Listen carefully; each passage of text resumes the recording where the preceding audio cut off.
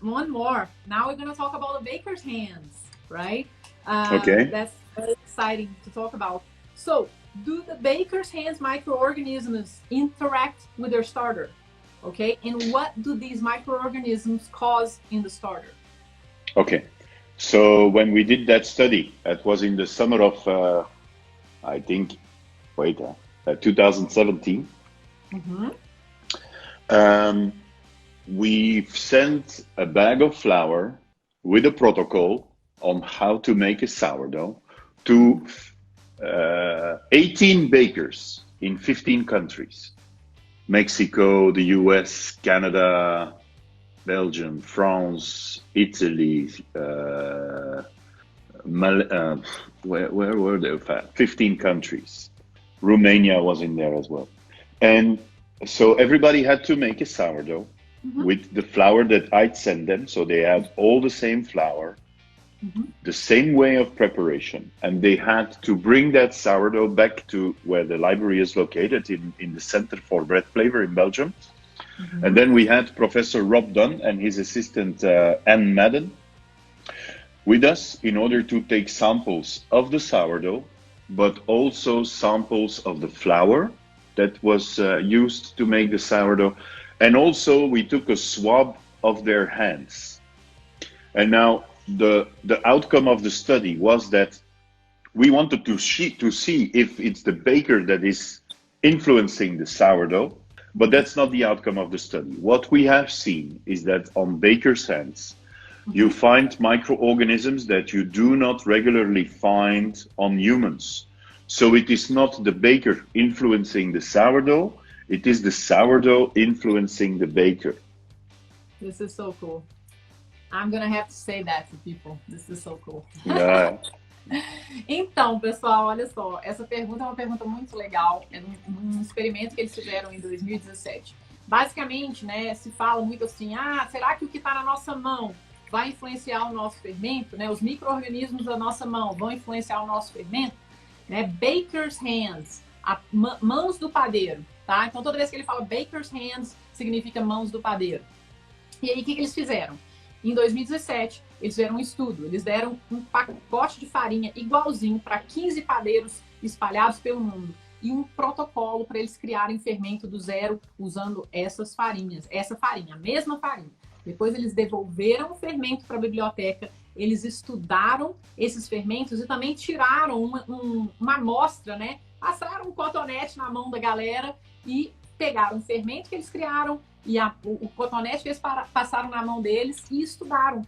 E eles perceberam que não é a mão do padeiro que influencia o fermento, mas é o fermento que influencia a mão do padeiro. Eles encontraram micro-organismos nas mãos desses padeiros que não existem nas mãos de outras pessoas que não fazem pães com fermentos naturais. Então é muito legal, né? O fermento que interage com a mão do padeiro e não a mão do padeiro interage com o fermento.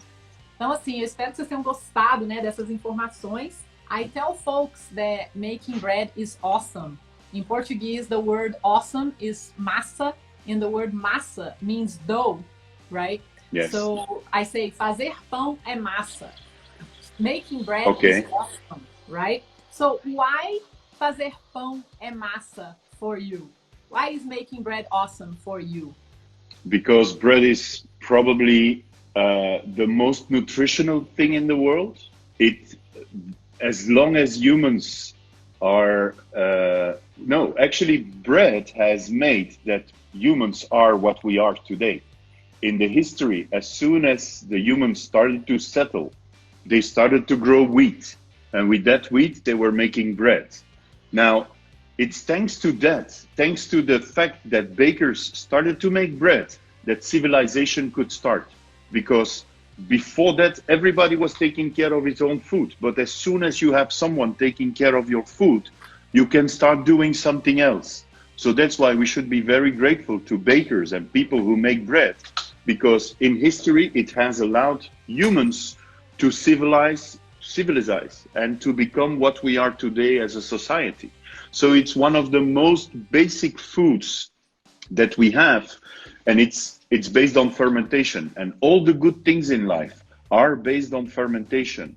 Chocolate is made from fermented cocoa beans.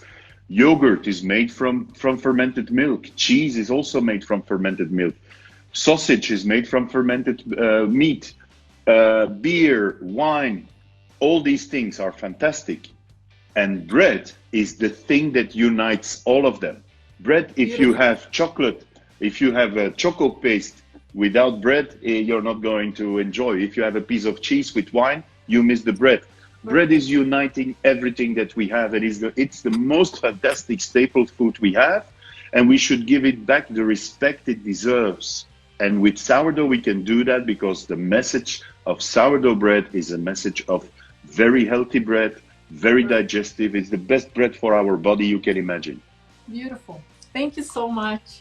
Carl, you're welcome. Awesome. You're awesome. Você é massa. And I'm going to translate this to everybody. We have just 1 minute, so I want to make sure that I do that and we finish in a minute. So thank you so much for being here with us. I'm going to translate your message and then I'm going to have to say goodbye. So a proper goodbye. So thank you so much. And I hope to have you here soon. All right. All right. Thank you. Tchau. Bye-bye. Tchau. Esse foi o Carl. Eu vou traduzir. Eu perguntei para ele por que fazer pão é massa para ele. Ele falou o seguinte, que o pão nos fez quem somos hoje, né? Ele é muito grato pelo pão. Tudo que é bom é feito com fermentação, né? Cerveja, queijo, embutidos, chocolate, vinho.